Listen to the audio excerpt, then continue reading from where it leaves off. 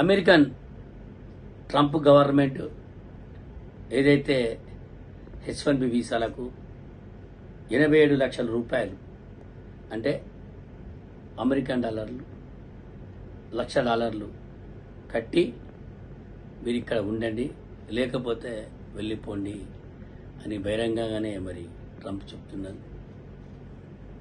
ఈ యొక్క 87 లక్షలు కూడా అక్కడ ఉన్న అమెరికన్ కంపెనీలే కట్టాలి.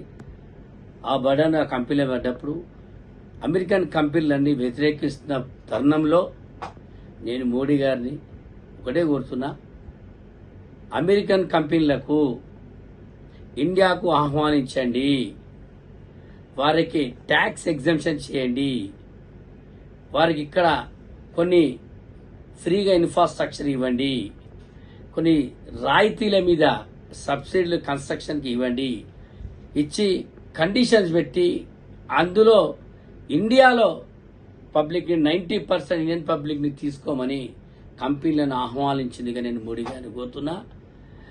అదేవిధంగా రేవంత్ రెడ్డి గారిని కూడా నేను కోరేది, మన ప్రభుత్వం నుంచి కూడా మీరు సిఫార్సు చేయండి కేంద్రానికి. అమెరికాలో అమెరికన్ కంపెనీలన్నీ